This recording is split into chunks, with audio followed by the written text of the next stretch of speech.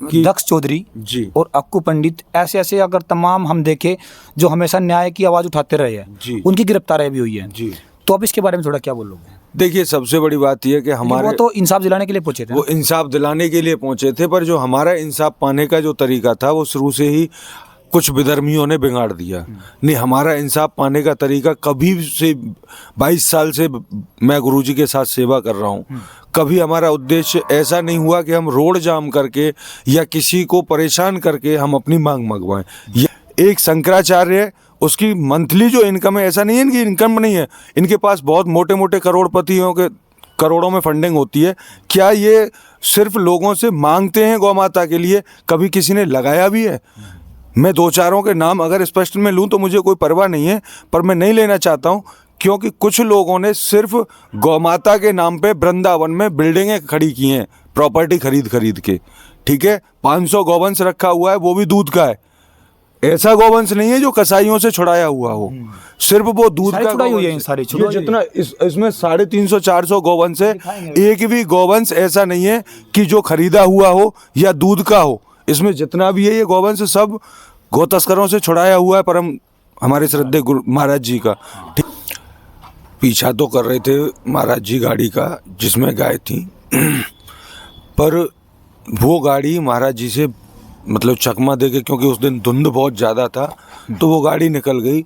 दूसरी एक गाड़ी खड़ी हुई थी वहाँ पे, मतलब तो उसको चेक करने के लिए महाराज जी जैसे ही बाइक से उतरे, तो बाइक से उतर के जो ताला लगा हुआ था उस ताले को ड्राइवर से खुलवा रहे, तो उसमें पीछे से तेज स्पीड से आते हुए ट्रक ने महाराज जी को टक्कर से मारा है। और ऐसे सच्चे ब्रजवासी हैं जो गायों के लिए लड़ना जानते हैं, मरना जानते हैं, और हमेशा हाथ पर अपनी जान ले करके हमेशा गौ रक्षा के लिए आगे रहते थे। ये ब्रज हमेशा उनका आभारी रहेगा इस चीज़ के लिए। तो हम लोग कल देहरादून थे, वहाँ पर हमने जब ये खबर सुनी तो बहुत ज़्यादा झटका लगा।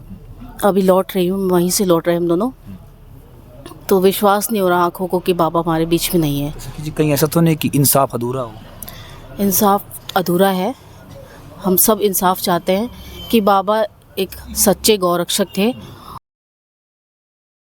नमस्कार दोस्तों, आज हम लोग बरसाना की पावन दरा पर मौजूद हैं और पीछे आपको हमारे संत जो अभी हमारे बीच नहीं रहे वो आपको दिख रहे होंगे, उनका फरसा यहाँ पर दिख रहा होगा। देखिए, जो हमेशा न्याय के लिए उठता रहा है और आगे जो यहाँ पर बैठे हुए हैं ये न्याय के लिए हमेशा उठता रहेगा। ऐसे हम लोगों ने देखा है कि जिन्होंने भी इस विगल को उठाया है, पूरे ब्रजमंडल में एक चिंगारी बनकर जो चीज़ उभरी थी, जहां पर गौओं की सेवा के लिए आगे आए थे और युवा टीम को तैयार किया था, आज वो हमारे बीच नहीं रहे।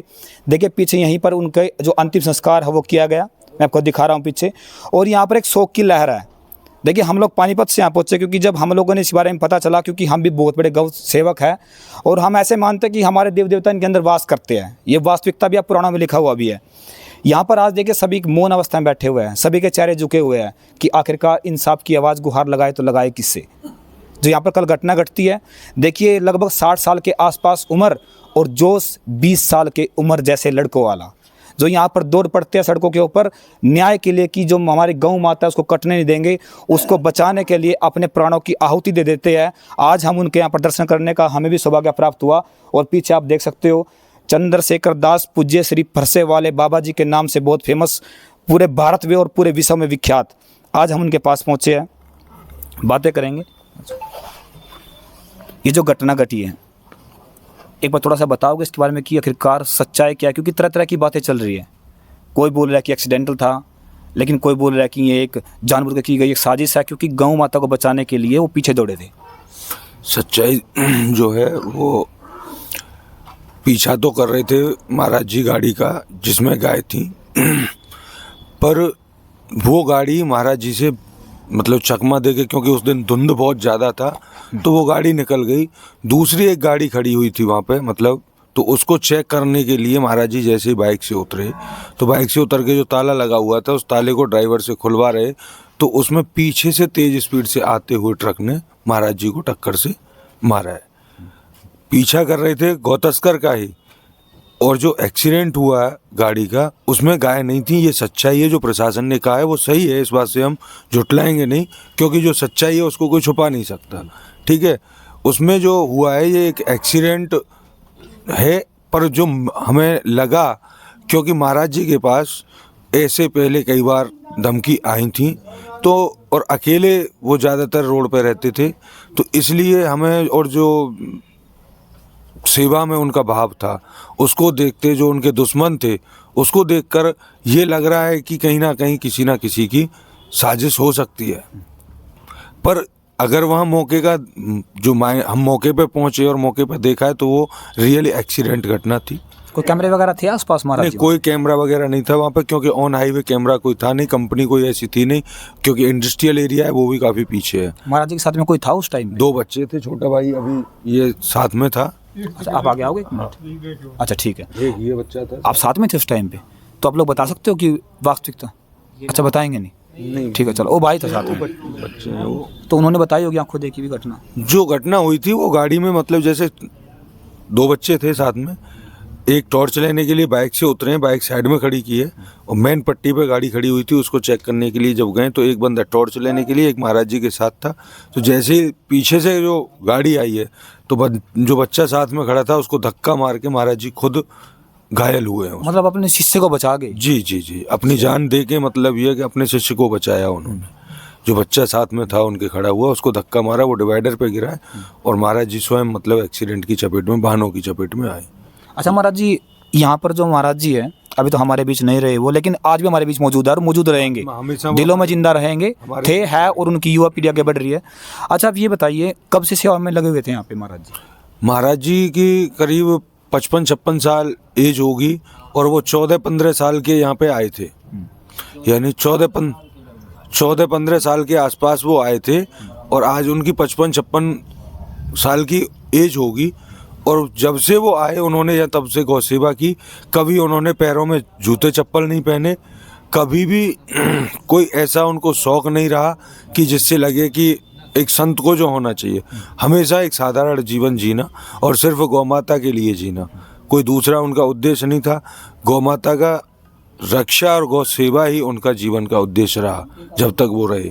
और हमें जो प्रेरणा दी, आज जो पूरे भारत में जो ये टीम खड़ी हुई है गौरक्षक दल के नाम से, आज जो जानी जा रही है, एक अलग दल जो जाना जा रहा है भारत में, वो एक सिर्फ और सिर्फ चंद्रशेखर दास जी महाराज की ही देन है कि 2000 में जब कोई दूर दूर तक गौ माता के लिए नहीं था, रोडों पे एक्सीडेंट होने के बाद जिनको कुत्ते खाते थे गौवंश को, उनकी सबसे पहले ब्रजमंडल में सिर्फ और सिर्फ श्री हमारे गुरु जी महाराज, पूजनीय गुरु जी महाराज थे, जिन्होंने समाधि लगवाना, शास्त्र के विधि जो समझाई कि इस तरीके से समाधि लगाई जाती है।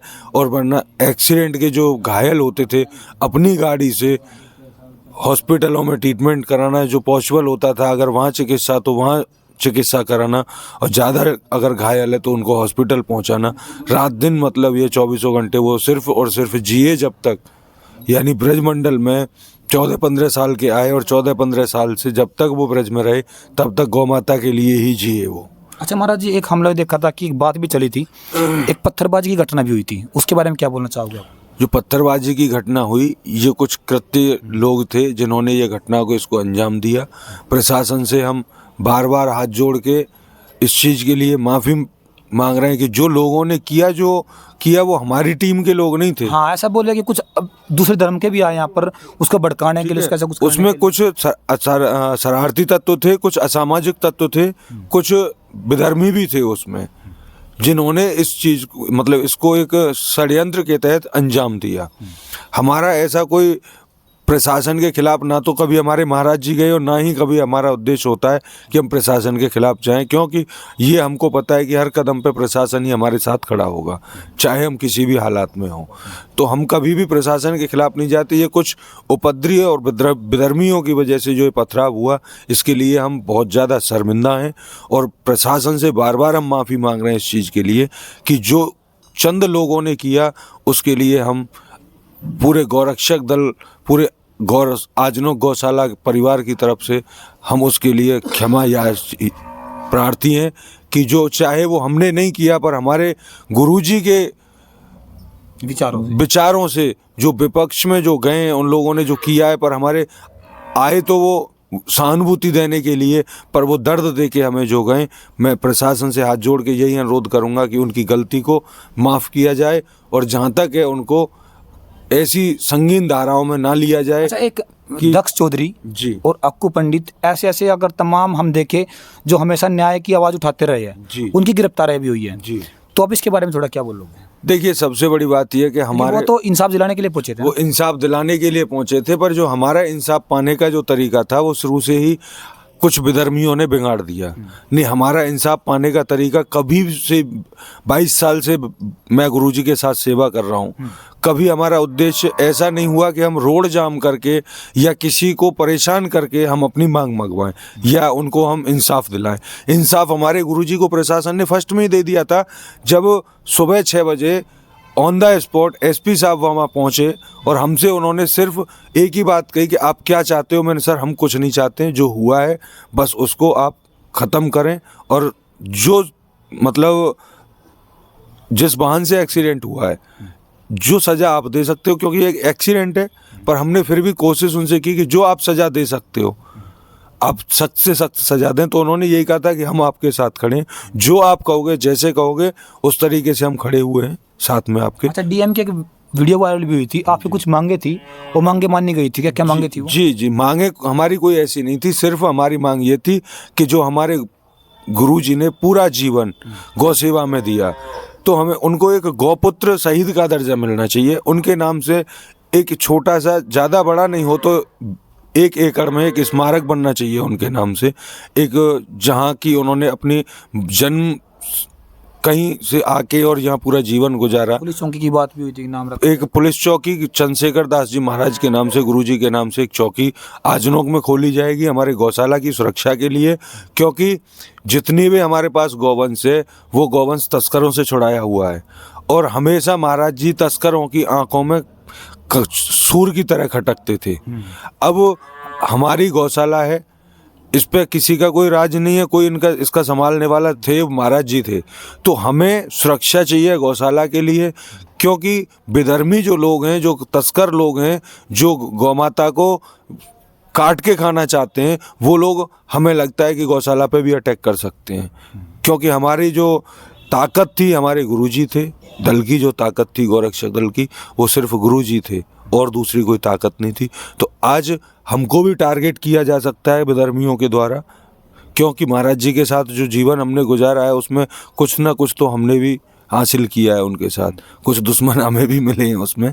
तो मैं तो यही कहूँगा आपके चैनल के माध्यम से कि प्रशासन से बार बार मेरी विनती है कि जो हुआ है उसके लिए हम बार बार माफ़ी मांगते हैं, क्षमा प्रार्थी हैं, और जिन लोगों को आपने अरेस्ट किया है उन लोगों को कब ऐसी संगीन धाराओं में ना लगाएं, क्योंकि कुछ लोग ऐसे हैं कि जिनके परिवार के पालनहार वही हैं।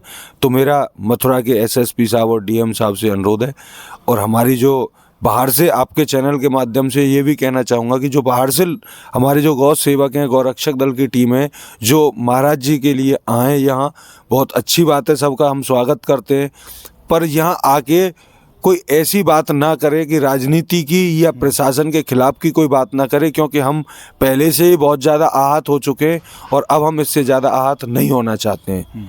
जय श्री राधे। देखिए, ये मत सोच लेना कि जो यहाँ पर लीला संपूर्ण करके अंतर्ध्यान हो गए, लेकिन फरसा उनका रखा हुआ है। हमने पहले भी देखा है, दादा परशुराम, उनका फरसा हमेशा अन्याय के खिलाफ उठता रहा है।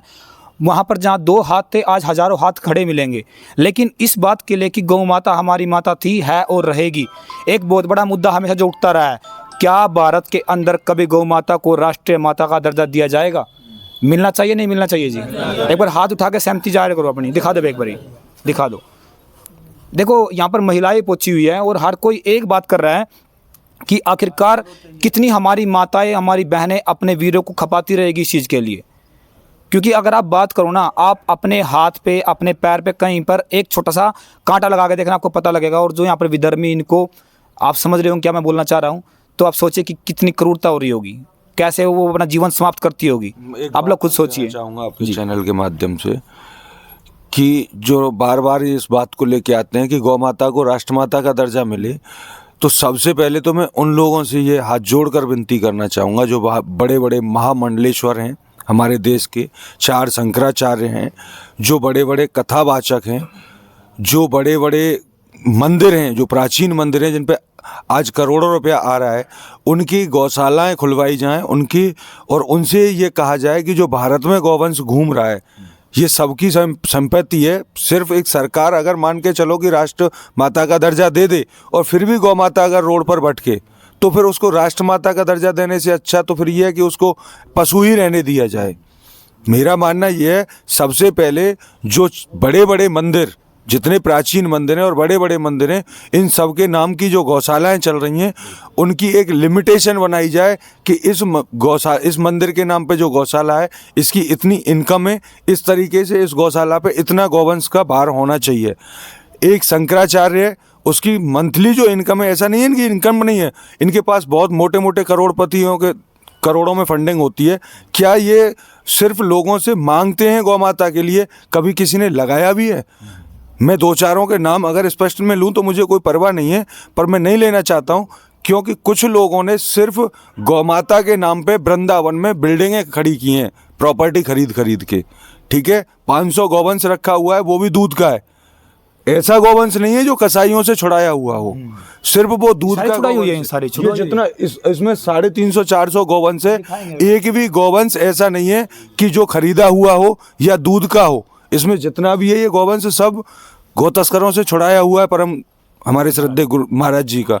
ठीक है, आज जितने बड़े बड़े भागवत आचार्य जो बिल्डिंग बना रहे हैं या संपत्ति खरीद के करोड़ों रुपए की यहाँ हमारे ब्रज में ज़मीन की कीमतें बढ़ा दी उन्होंने, ऐसे लोगों से मैं ये कहूँगा कि अपने लिए जो महल बना रहे हैं या भागवत कहने के लिए आप बड़े बड़े जो हॉल बना रहे हैं वो ना बना के गौ माता के लिए गौशाला बनाएं, और गौशाला भी ऐसी बनाएं कि कम से कम ज़्यादा नहीं 2000-5000 गौवंश का पालन कर सकें। सिर्फ दिखावे के लिए नहीं कि भक्तों को दिखा दिया कि देखो जी आज ये गौशाला 40 साल से चल रही है, 1 रुपए का कोई दान नहीं है सरकार का, 1 रुपए का कोई ट्रस्ट नहीं है, यहाँ पे बिना ट्रस्ट के ये गौशाला चल रही है। और जाके आप ब्रजमंडल की गौशालाओं के मुकाबले देख लो कि एक एक गौ माता हर तरीके से स्वस्थ मिलेगी। और एक संदेश उनके लिए, उनको शर्म आनी चाहिए, दोस्त सिर्फ इस हमारी माता को दूध पिया और गलियों में छोड़ दिया, उनको शर्म आनी चाहिए। इस बारे में ध्यान रखना इस बात को। वो हिंदू नहीं है, बिल्कुल वो सबसे बड़े कसाई हैं जो गौ माता को दूध पी के जो रोड पे छोड़ते हैं, वो सबसे बड़ा कसाई है। हम किसी कसाई को कसाई नहीं कहेंगे, वो हिंदू सबसे बड़ा कसाई है जो गौ माता को रखता है घर में और दूध ना देने पर छोड़ देता है। ये कई बार मेरे आंखों के सामने भी आए कि 10 दिन हुए ब्याही हुए गौ माता को और रोड पे बच्चा भी छोड़ दिया और गौ माता को भी छोड़ दिया, जिसने हमने रात में 1-1 बजे कुत्तों से बचाया है उनको। तो सबसे बड़ी बात यह, मेरा हाथ जोड़ के अनुरोध है कि सिर्फ हिंदू कहने से हिंदू नहीं बनेंगे, सनातनी का झंडा लगाने से गाड़ियों पर सनातनी नहीं बनेंगे, सनातन के काम करने पड़ेंगे। और जहाँ तक मेरा मानना है और जहाँ तक हमारे आयुर्वेद का मानना है, जहाँ तक हमारा शास्त्रों का मानना है, गौ माता हमारी माता है, माता ही रहेगी, चाहे विधर्मी कितना भी बिगाड़ लें। हिंदुओं, अगर आप जाग जाओगे तो अपनी संपत्ति सिर्फ गौ माता ही नहीं, आप बहुत कुछ बचा जाओगे, क्योंकि गौ माता ही हमारा आयुर्वेद का खजाना है। और आने वाले समय में हॉस्पिटलों में ताले लग जाएंगे, सिर्फ गौ माता ही हमारा सहारा होगी। इसलिए हाथ जोड़ के निवेदन है, जाग जाओ हिंदुओं, आज भी तुम्हारे पास वक्त है। और देखिए, जय गोपाल, घबराइए मत, जहाँ यहाँ पर इस मृत्यु लोक पर इंसाफ नहीं मिलता ना, वहाँ ठाकुर ठकराइन इंसाफ जरूर करेंगे। ठीक है, आप लोग भरोसा रखना। बाकी मैं दिखा देता हूँ जो गौशाला में जो गाय छुड़ाई गई है, जो बचाई गई है यहाँ पे, ये आपको दिख रही होगी। ये भी निहारने के लिए इनकी आंखें तरस रही होगी, क्योंकि महाराज जी इनको कल से दिखाई नहीं दिए होंगे। ये पीछे आपको दिख जाएगी, अंदर भी इतनी गऊ में है, बड़ी वाली पीछे भी है। और देखिए, जो आपको बताऊं तो ये तमाम यहाँ पर बैठे हुए जो उनके महाराज जी के चाहने वाले थे, यहाँ पर जो आए हैं उनका बात करने के लिए एक महिलाएं भी यहाँ पे आई, इनसे बातें करेंगे। राधे राधे। कहाँ से आए हो?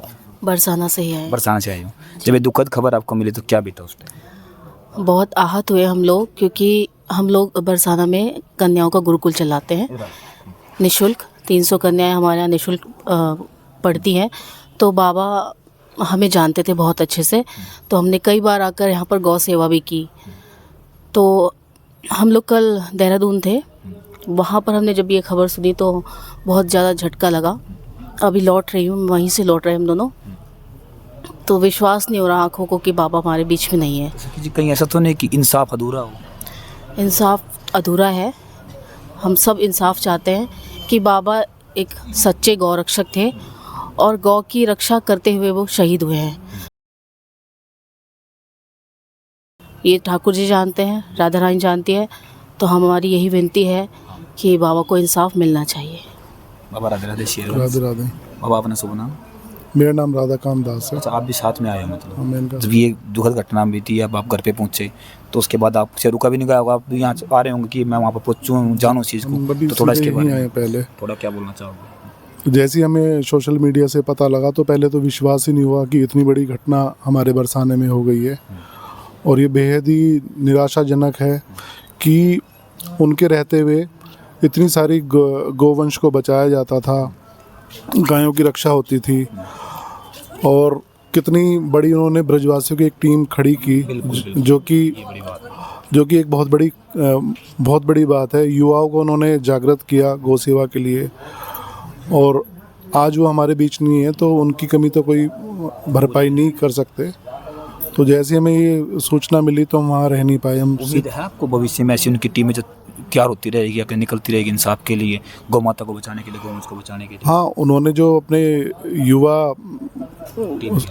युवा जो टीम है उनके शिष्य के रूप में है, उनको गुरु के रूप में मानते हैं, महाराज जी मानते हैं उनको, तो ज़रूर उनमें से कुछ ना कुछ लोग ऐसी जागृति रखेंगे। फिर ये ब्रज पूरा ब्रजवासी के ऊपर ही है, और ऐसे सच्चे ब्रजवासी हैं जो गायों के लिए लड़ना जानते हैं, मरना जानते हैं, और हमेशा हाथ पर अपनी जान ले करके हमेशा गौ रक्षा के लिए आगे रहते थे। ये ब्रज हमेशा उनका आभारी रहेगा इस चीज़ के लिए। बाकी मैं एक बार और दिखा देता हूँ आपको, यहाँ पर जो पंचतत्व में महाराज जी विलीन हुए हैं वो आपको मैं समाधि स्थल दिखा रहा हूँ। ये आपको सामने पीछे दिख रहा होगा, यहाँ पर जो उनका अंतिम संस्कार यहाँ पर किया गया। और मैं एक बार आपको दिखाता हूँ गौशाला, बहुत छोटे छोटे बच्चे, देखिए यहाँ पर गौ माता की अगर आप बात करो ना तो उनके साथ में आपको अलग से, ये क्या हिरण है क्या, दिखाइए बोल इसको, देखो हिरण के बच्चे और कितने छोटे छोटे बच्चे, ये सारे तमाम बच्चे वो है जो यहाँ पर बचाए गए हैं। देखिए जो यहाँ पर बचाए गए हैं, अब इन बच्चों को देखिए आप, इनको किस तरीके से बचाया गया होगा, ये देखो। और अंदर तक पूरा कचाकच भीड़ भरी हुई है, अंदर यहाँ पर गौ माता जिनको बचाया गया वो भी निहारने के लिए देख रही होगी। बाकी आप लोग कमेंट करना, आपको क्या लगता है कि हमारी जो मांग हमेशा उठती रही है कि जो गौ माता उसको राष्ट्रीय माता घोषित किया जाए, तो आप लोग अपनी राय देना, कमेंट करना, और कमेंट में बताना कि इंसाफ मिले तो मिले कैसे। आप सभी को नमस्कार, जय हिंद, जय भारत, जय जय श्री राधे।